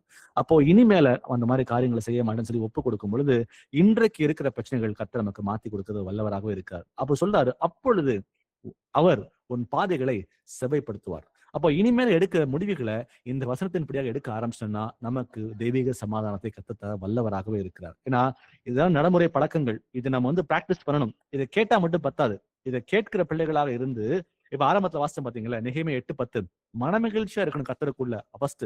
2வது சங்கீதம் 119 165 சொல்றது போல தேவனுடைய வார்த்தைகளை வந்து நேசிக்கிற பிள்ளைகளாக, அது கீழ்ப்படுகிற பிள்ளைகளாக. 3வதாக நீதிமொழிகள் 3ஆம் அதிகாரம் வசனம் 5-6 சொல்றது போல சுய புத்தியின் மேல் சாராமல் முழு இருதயத்தோடு கர்த்தரில் நம்பிக்கையா இருந்து நம் வழிகளில் எல்லாம் கர்த்தரை நினைத்துக் கொள்கிற பிள்ளைகளாக மாறும் பொழுது நமக்கு சமாதானம் உண்டாகும். இது நடைமுறை பழக்கம். அடுத்ததா பார்ப்போம், இன்னொரு விஷயம். ரோமர் 12ஆம் அதிகாரம் வசனம் 12. ரோமர் 12:12. நம்பிக்கையிலே சந்தோஷமாயிருங்கள், உபத்திரவத்திலே பொறுமையாயிருங்கள், ஜெபத்திலே உறுதியாய் தரித்திருங்கள். ஆமென். அப்போ எங்கேயும் சில புரோட்டோகால்ஸ் இருக்குது. பாத்தீங்கன்னா நம்பிக்கையில் சந்தோஷம், கர்த்தராகிய இயேசு கிறிஸ்து 2ஆம் வருகையில வரப்போகிறார், வந்து என்னை கூட்டிட்டு போக போறான்ற நம்பிக்கை, நம்பிக்கையில் சந்தோஷம். அதன் மத்தியில உபத்திரவங்கள் வந்தாலும் நான் பொறுமையாக இருப்பேன்ன்றத அந்த எண்ணங்கள். அப்போ ஜபத்தில் உறுதியாய் தரித்திருங்கள். அப்போ நம்பிக்கை சந்தோஷமாக இருக்கணும், உபத்திரம் வந்தாலும் பரவாயில்ல, அதன் மத்தியில நான் வந்து சமாதானத்தோட பொறுமையோட இருப்பேன்ற அந்த எண்ணம். அது மாத்திரமல்ல, எது வந்தாலும் சரி ஜபத்திலே உறுதியாய் தரித்திருக்கிற பிள்ளைகளாக மாறும் பொழுது நமக்கு சமாதானம் உண்டாகும். இதுவும் கூட நடைமுறை பழக்கம்தான். கலாத்தியர் 5ஆம் அதிகாரம் வசனம் 22-23 வாசிக்கலாம். கலேஷியன்ஸ் 5:22-23. ஆவியின் கனியோ அன்பு, சந்தோஷம், சமாதானம், நீடிய பொறுமை, தயவு, நற்குணம், விசுவாசம், சாந்தம், இச்சையடக்கம், இப்படிப்பட்டவைகளுக்கு விரோதமான பிரமாணம் ஒன்றுமில்லை. ஆமென். ஆமென். அப்போ சமாதானம் எப்படி வருது நமக்கு? இந்த ஆவியின் கனியோடு வாழும் பொழுது நமக்கு சமாதானம் உண்டாகும் என்பதை எந்த ஒரு டவுட்டுமே இல்லை. அப்ப நினைச்சு பாருங்க, நம்ம இடம் வந்து அன்பு, சந்தோஷம், சமாதானம், நீடிய பொறுமை, தயவு, நற்குணம், விசுவாசம், சாந்தம், இச்சடக்கம், இது எல்லாம் நம்மகிட்ட இருக்குதா? அது இருந்துச்சுன்னா நமக்கு தெய்வீக சமாதானம் உண்டாகும். இதுல ஏதாவது ஒண்ணு குறைவாக இருந்தாலும் கூட நமக்கு சமாதானம் இருக்காது. இதுதான் மார்க்கர். இப்ப வந்து நீங்க வந்து சமாதானம் இல்லாம இருக்குதுன்னா இந்த சொல்லப்பட்ட இந்த ஆவியின் கனியில ஏதோ ஒண்ணு மிஸ்ஸிங்கா இருக்கும். அது மிஸ்ஸிங்கா இருந்துச்சுன்னா கண்டிப்பா சமாதானம் இருக்காது. அப்போ என்ன இல்லைன்னு சொல்லி தேடி கண்டுபிடிச்சிட்டு நீங்க அதை பிக்ஸ் பண்ண பாத்தீங்கன்னா ஆட்டோமேட்டிக்கா சமாதானம் உண்டாகும். எபிரேயர் 12ஆம் அதிகாரம் வசனம் 14 வாசிக்கலாம். ஹீப்ரூஸ் 12:14. யாவரோடும் சமாதானமாய் இருக்கவும் பரிசுத்தம் உள்ளவர்களாய் இருக்கவும் நாடுங்கள், பரிசுத்தம் இல்லாமல் ஒருவனும் கர்த்தரை தரிசிப்பதில்லையே. ஆமென். ஆமென். இதே இங்கிலீஷ்ல படிச்சு பார்த்தோம்னா ஹீப்ரூஸ் 12:14 கேஜேவி வாசிக்கிறேன். Follow peace with all men. அதாவது யாவரோடும் சமாதானமா இருக்கவும். Follow peace. அப்போ நமக்கு இயேசுவை அறிஞ்ச பிள்ளைகள் நம்மால யாராவது இடறிந்தாங்களோ இல்ல மத்தவங்கள நாம இடறிந்தோமோ கூட நம்மால மத்தவங்க சமாதானம் இல்லாம இருக்காங்கன்னா நம்ம தான் போய் சமாதானத்தை அறிவிக்கிற பிள்ளைகளாக இருக்கணும். ஏன்னா follow peace with all men. ஏன்னா சமாதானமும் பரிசுத்தமும் ஒன்றோடு ஒன்று இணைந்திருக்கிறது. மீண்டும் சொல்றேன், யாவரோடும் சமாதானமா இருக்கவும் பரிசுத்தம் உள்ளவர்களா இருக்கவும் நாடுங்கள். சமாதானம் பண்ணாதான் பரிசுத்தமா வாழ முடியும். திரும்ப ரிப்பீட் பண்றேன், யாவரோடும் சமாதானமா இருக்கவும் பரிசுத்தம் உள்ளவர்களா இருக்கவும் நாடுங்கள். சமாதானம் பண்ணாதான் பரிசுத்தமா இருக்க முடியும். பரிசுத்தமா இருந்தாதான் கர்த்தரை தரிசிக்க முடியும். சோ இன்றைக்கு நம்மளுடைய வாழ்க்கையில சமாதானம் இல்லாம நம்ம யார் கூட இருந்தோம் அப்படின்னா முதல்ல போய் சமாதானம் பண்ணுகிற பிள்ளைகளாக மாற வேண்டும். ஏனென்றால் சமாதானம் பண்ணுகிறவர்கள் பாக்கியவான்கள், அவர்கள் தேவனுடைய புத்திரர் எனப்படுவார்கள். 1 பேதுரு 3ஆம் அதிகாரம் வசனங்கள் 8 முதல் 11 வரை. 1 Peter 3:8-11. மேலும் நீங்கள் எல்லாரும் ஒருமனப்பட்டவர்களும் இரக்கம் உள்ளவர்களும் சகோதர சிநேகம் உள்ளவர்களும் மன உருக்கம் உள்ளவர்களும் இணக்கம் உள்ளவர்களுமாய் இருந்து தீமைக்கு தீமையையும் உதாசீனத்துக்கு உதாசீனத்தையும் சரிக்கட்டாமல் அதற்கு பதிலாக நீங்கள் ஆசீர்வாதத்தை சுதந்திரித்துக் கொள்ளும்படி அழைக்கப்பட்டவர்கள் என்று அறிந்து ஆசீர்வதியுங்கள். ஜீவனை விரும்பி நல்ல நாட்களை காண வேண்டும் என்றிருக்கிறவன் பொல்லாப்புக்கு தன் நாவையும் கபடத்துக்கு தன் உதடுகளையும் விலக்கி காத்து பொல்லாப்பை விட்டு நீங்கி நன்மை செய்து சமாதானத்தை தேடி அதை பின்தொடர கடவன். ஆமென். இது யாருக்கு எழுதப்பட்டது? சபையாருக்கு, உங்களுக்கும் எனக்கும். நீங்கள் எல்லாரும் அப்படின்னு சொல்லி பாக்குறோம். அப்போ எப்படி இருக்கணுமா? ஒருமைப்பட்டவர்களும் இரக்கம் உள்ளவர்களும் சகோதர சிநேகம் உள்ளவர்களும் மன உருக்கம் உள்ளவர்களுமாய் இருந்து இணக்கம் உள்ளவர்களாய் இருந்து என்ன பண்ணணுமா? இதுதான் ஒரு ட்ரைட்ஸ்.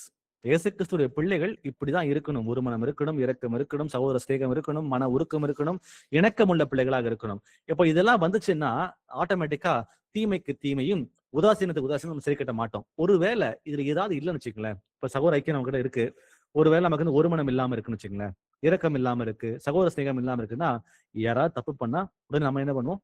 தப்பு செய்ய ஆரம்பிப்போம். உதாசீனப்படுத்துறாங்களா? உதாசீனப்படுத்துவோம். இதெல்லாம் உலகத்துக்குரிய காரியங்கள். ஆனா இயேசு கிறிஸ்துக்குள்ள வந்ததுக்கு அப்புறம் நமக்கு இது இருக்கக்கூடாது.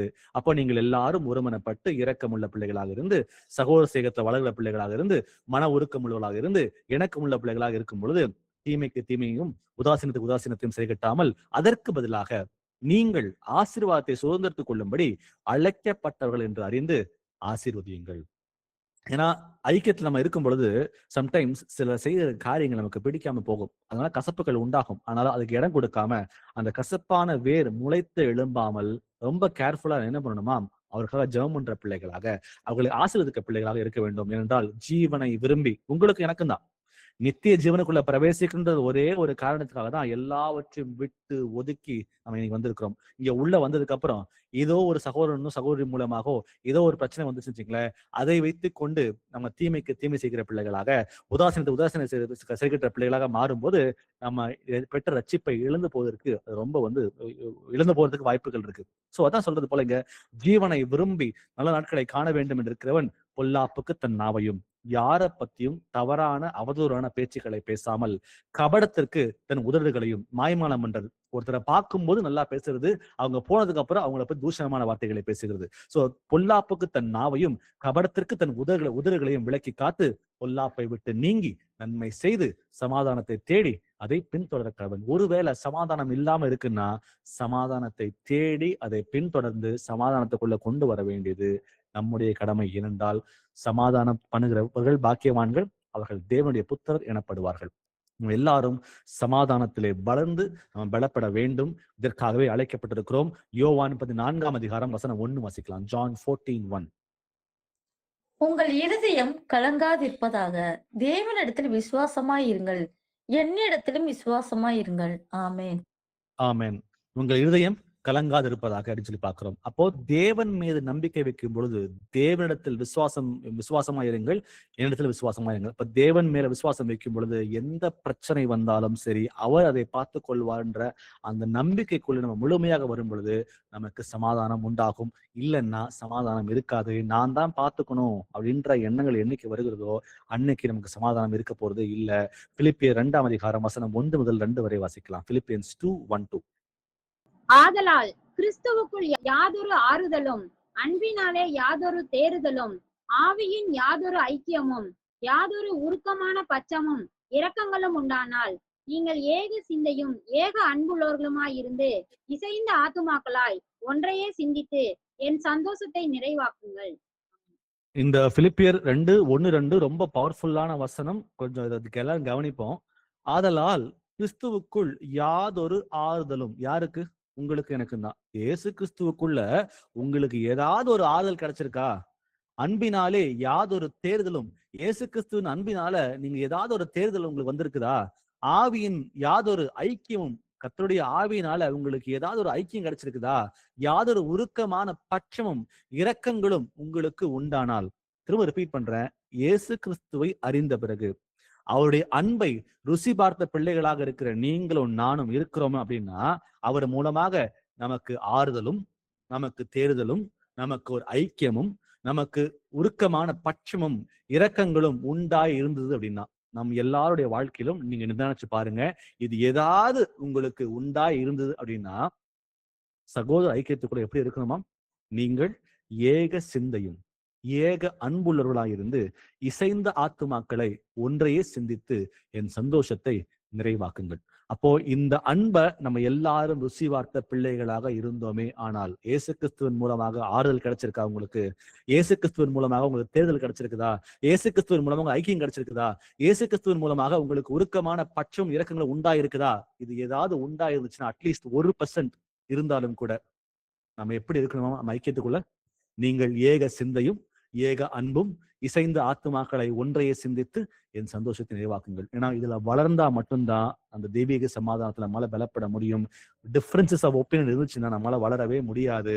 கொலோசியர் 1ஆம் அதிகாரம் வசனம் 11 வாசி. கொலோசியன்ஸ் 1:11. சந்தோஷத்தோட கூடிய எல்லா பொறுமையும் நீடிய சாந்தமும் உண்டாவதற்கு மகிமையான அவருடைய வல்லமையின்படி எல்லா வல்லமையாலும் பலப்படுத்தப்படவும் உங்களுக்காக வேண்டுதல் செய்கிறோம். ஆமென். ஆமென். சோ இந்த பலன் நமக்கு வரப்போறது இல்ல, தானா வரப்போறது இல்ல. இது தேவனால் நமக்கு கொடுக்கப்படுகிற காரியங்களாக இருக்கிறது. சந்தோஷத்தோட கூடிய எல்லா பொறுமையும் நீடிய சாந்தமும் உண்டாவதற்கு மகிமையான அவருடைய வல்லமையின்படியே எல்லா வல்லமையினாலும் பலப்படுத்தப்படவும் சொல்லி பார்க்கிறோம். இங்க வேண்டுதல் செய்கிறார். கொலோசியர்ல பவுல் வேண்டுதல் செய்கிறார். நமக்கும் கூட அதுதான். It is not self driven. தேவனே அதை நமக்கு தருகிறதாக இருக்கிறார். நமக்கும் கூட, ஆண்டவரே உங்களுக்கு பொறுமை இல்லையா?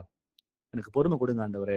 எனக்கு சமாதானம் இல்லையா? சமாதானம் கொடுங்க ஆண்டவரே. சந்தோஷம் இல்லை, சந்தோஷம் கொடுங்க ஆண்டவரேன்னு சொல்லிட்டு அவருடைய வல்லமையின்படி கேட்டு பெற்றுக்கொள்கிற பிள்ளைகளாக மாறும் பொழுது நம்முடைய வாழ்க்கை சந்தோஷமாகவும் சமாதானமாகவும் இருக்கும். வாசிப்போம் எபேசியர் 3ஆம் அதிகாரம் வசனம் 16. எபிசியன்ஸ் 3:16. நீங்கள் அவருடைய ஆவியினாலே உள்ளான மனுஷனில் வல்லமாய் பலப்படவும். ஆமென். அப்ப உள்ளான மனுஷனில் வல்லமையாய் பலப்படுவதற்கு நமக்கு அவருடைய ஆவி தேவையாக இருக்கிறது. It is not driven by personal force, it is driven by the spiritual. அந்த பரிசுத்த ஆவியினால் இது ஏவப்பட்ட காரியங்களாக இருக்கிறது. நம்மால் இது செய்ய முடியவே முடியாது. தேவனுடைய ஆவிக்கு கீழ்ப்படிந்திருந்து அந்த உள்ளான மனுஷன் என்ன மாற்றத்தை கொண்டு வர சொல்லி கர்த்தர் விரும்புகிறாரோ அந்த மாற்றத்தை அவரிடம் கேட்டு பெற்றுக்கொண்டு மாற்றத்தை பயிற்சியினால் முயற்சி செய்து நம்ம கொண்டு வரும் பொழுது கண்டிப்பா நம்ம வல்லமாய நம்மளால பலப்பட முடியும். நம்ம சமாதான வாழ்க்கையில கிடைக்கும். கடைசியா 2 வசனங்கள் முடிப்போம். 2 பேதுரு 3ஆம் அதிகாரம் வசனம் 18. 2 Peter 3:18. நம்முடைய கர்த்தரும் இரட்சகருமாகிய இயேசு கிறிஸ்துவின் கிருபையிலும் அவரை அறிகிற அறிவிலும் வளருங்கள். அவருக்கு இப்பொழுதும் என்றென்றைக்கும் மகிமை உண்டாவதாக. ஆமென். அப்போ இயேசு கிறிஸ்துவின் கிருபையிலும் அவரை அறிகிற அறிவிலும் நம்ம வளரும் பொழுது ஆட்டோமேட்டிக்கா ஆவிக்குரிய வாழ்க்கை வளர்கிறது. ஆவியில நீங்களும் நானும் வளர்றோம். ஆவியில வளர வளர நமக்கு மிஞ்சுவது ஒண்ணு மட்டும்தான், தேவன் தருகிற சமாதானம். இது நமக்காக கொடுக்கப்பட்ட நம்முடைய வாழ்நாள் முழுவதும் நம்ம கடைசி மூச்சு வரைக்கும் நம்ம கொடுக்கப்பட்ட கட்டளையாக இருக்கிறது. நம்முடைய கர்த்தரும் இரட்சகருமாகிய இயேசு கிறிஸ்துவின் கிருபையிலும் அவரை அறிகிற அறிவிலும் நம்ம எல்லாரும் வளர்கிற பிள்ளைகளாக மாறும்போது ஆவியிலே வளர்கிறோம். ஆவியிலே வளர்வது மாத்திரமல்ல, அத்தோட சேர்ந்து நம்ம சமாதானம் உள்ள பிள்ளைகளாக வாழ முடியும். கடைசி வசனம் வாசிப்போம். எபேசியர் 4 வசனம் 15. Ephesians 4:15. அன்புடன் சத்தியத்தை கைக்கொண்டு தலையாகிய கிறிஸ்துவுக்குள் எல்லாவற்றிலேயும் நாம் வளருகிறவர்களாய் இருக்கும்படியாக அப்படி செய்தார். ஆமென். சோ சத்தியத்தை நம்ம கேட்டிருக்கிறோம், நம்ம அளவு வளர்ந்து கொண்டிருக்கிறோம். அதை அன்போடு நம்ம கேட்டு அதை கடைபிடிக்கிற பிள்ளைகளாக மாறும் பொழுது கண்டிப்பா நம்ம இயேசு கிறிஸ்துவுக்குள்ள இன்னும் அதிகமாக வளர்ந்து ஆவியில அனலுள்ள பிள்ளைகளாக இன்னும் ஸ்பிரிச்சுவல் மெச்சூரிட்டியில இருந்து சமாதானம் உள்ள வாழ்க்கை நம்மால வாழ முடியுன்ற அந்த எண்ணங்களோட இன்னைக்கு ஃபர்ஸ்ட் இந்த தலைப்புல வாசித்த முதல் வசனம் மீண்டும் நான் வாசிக்கிறேன். யோவான் 14 வசனம் 27. சமாதானத்தை உங்களுக்கு வைத்து போகிறேன், என்னுடைய சமாதானத்தை உங்களுக்கு கொடுக்கிறேன், உலகம் கொடுக்கிற பிரகாரம் நான் உங்களுக்கு கொடுக்கறதில்லை, உங்கள் இருதயம் கலங்காமலும் பயப்படாமலும் இருப்பதாக. அப்ப இந்த எண்ணங்களோட கர்த்தர் எல்லாருக்கும் சமாதானத்தை கொடுத்திருக்கிறார். அதை சுதந்திரத்துக் கொள்ள பிள்ளைகளாக எந்தெந்த காரியங்களை வாழ்க்கையில மாற்றத்தை கொண்டு வரணுமோ அந்த மாற்றத்தை கொண்டு அந்த தெய்வீக சமாதானத்தை இயேசு கிறிஸ்து வருகிற நாள் மட்டுமாக நம்ம எல்லாரும் அதை உணர்ந்து அதை அனுபவிக்கிற பிள்ளைகளாக மாறுவோம் என்ற அந்த எண்ணங்களோட நிறைவு செய்யலாம். சிஸ்டர்ஸ், ஒரு ஜெபத்தோட ஒரு குழுவை நிறைவு செய்யலாம். யாராவது ஒரு பிரேயர் பண்றீங்களா? அன்பின் பரலோக பிதாவே, இதோ தாசனை மறைத்து நீங்க அநேக வசனங்களை எங்களுக்கு கொடுத்திருக்கீங்கப்பா. இதோ சமாதானத்தை பற்றி எங்களுக்கு அறிவித்திருக்கீங்கப்பா. நாங்கள் முதலாவது சமாதானமாக இருக்க வேண்டுமப்பா. அதற்கு ஆவிக்குரிய விதத்திலே ஆண்டவரை உமது சித்தத்தின்படி வாழ நாங்கள் கற்றுக்கொள்ள வேண்டுமப்பா. எந்த முடிவு எடுத்தாலும் ஆண்டவரே, தேவாதி தேவனே, உமது வசனத்தின்படி அந்த முடிவு இருக்கின்றதா, பரிசுத்த ஆவியானவர் எங்களுக்கு உணர்த்துகின்றபடி எங்கள் முடிவு இருக்கின்றதா என்று முடிவெடுக்கும் பொழுது எங்கள் இதயம் சமாதானமாக இருக்கின்றதப்பா. நாங்கள் எடுக்கின்ற முடிவு கண்டிப்பாக சரியாக இருக்காத ஆண்டவரே. உமது சித்தத்தின்படி நாங்கள் முடிவெடுத்தால் எங்கள் இருதயம் சமாதானமாக இருக்கின்றதப்பா. நாங்கள் மட்டும் சமாதானத்தை பெற்றுவிட்டோம் என்று நிறுத்தி விடாமல், இதோ ஆண்டவரே, நாங்கள் யார் யாருக்கெல்லாம் சமாதானம் இல்லாமல் இருக்கின்றோமோ அவர்களை பார்த்து நாங்கள் சமாதானத்தை அறிவிக்க வேண்டுமாப்பா. சமாதானத்தோடு எங்கள் சகோதர சகோதரிகளோடு இருக்க கிருபை தாங்கப்பா. அந்த விதத்திலே எங்களுக்கு சாந்தமான உள்ளத்தை, தாழ்மையான உள்ளத்தை தாங்கப்பா. ஆம் ஆண்டவரே, நாங்கள் சுவிசேஷம் அறிவிக்கும் பொழுது கூட ஆண்டவரே, முதலாவதாக நாங்கள் ஆரம்பிக்கும் பொழுது சமாதானம் உங்களோடு இருப்பதாக என்று சாந்தத்தோடே நாங்கள் சுவிசேஷம் அறிவிப்பவர்களாக இருக்க வேண்டும் ஆண்டவரே.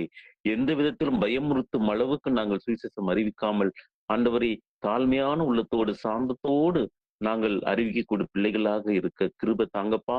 ஒவ்வொரு நாளும் அது கட்டளைகளின்படி நாங்கள் வாழ்கின்றோமா. போகும் பொழுதும் படுக்கும் பொழுதும் ஆண்டவர் எந்த செயல்கள் செஞ்சாலும் நாங்கள் இயேசு கிறிஸ்துவின் கட்டளைகள் படி எங்கள் வாழ்நாள் முழுதும் நேரத்தை செலவழிக்கின்றோமா, எங்கள் செயல்பாடுகள் இருக்கின்றதா என்று ஆராய்ந்து பார்க்கக்கூடிய அந்த தகுதியை தாங்கப்பா. ஆமாண்டவரே, எங்களுடைய இலக்கு உமது நித்திய ஜீவனை அடைய வேண்டும் என்பதுதான் ஆண்டவரே. கிறிஸ்து எனக்கு ஜீவன், சாவு எனக்கு ஆதாயம் என்று சொல்லக்கூடிய அந்த பாக்கியத்தை நீங்க கொடுத்துருக்கீங்கப்பா. அதை தைரியத்தோடு முடிவு பரியந்த வரைக்கும் நாங்கள் அதை பயன்படுத்த அது நிலைத்து நிற்க கிருபை தாங்கப்பா. அந்த விதத்திலே ஆண்டவரை, சமாதானத்தை உங்களுக்கு கொடுக்கிறேன், சமாதானத்தை உங்களுக்கு வைத்து போகிறேன் என்று சொன்ன அன்பு ஆண்டவரே, அந்த சமாதானத்தோடு நாங்கள் ஒவ்வொரு நேரத்தையும் ஒவ்வொரு நாளையும் எங்களுடைய கிரியைகள் மூலமாக நாங்கள் சமாதானத்தோடு சாந்தத்தோடு பொறுமையோடு இருக்கும் பொழுது எங்கள் குடும்பத்தில் உள்ளவர்கள் எங்களை பார்க்கும் பொழுது அவர்களும் மனம் திரும்பி எங்களோடு சமாதானமாக ஆண்டவரை இயேசுவின் வசனத்தை அவர்களும் ஏற்றுக்கொண்டு இன்னும் இன்னும் அவர்கள் பாவத்திலிருந்து விடுதலை பெற்று இதோ உண்மையை ஏற்றுக்கொள்ளும் பிள்ளைகளாக, உமது வசனத்தை அறிந்து கொள்ளக்கூடிய பிள்ளைகளாக வருவதற்கு நாங்கள் முன்மாதிரியாக இருக்க கிருபை தருவீர் என்று நம்பிக்கையோடு இந்த நேரத்தில் ஜெபிக்கிறோம் எங்கள் ஜீவனுள்ள நல்ல பிதாவே. ஆமேன். ஆமேன். Praise the Lord, brothers and sisters.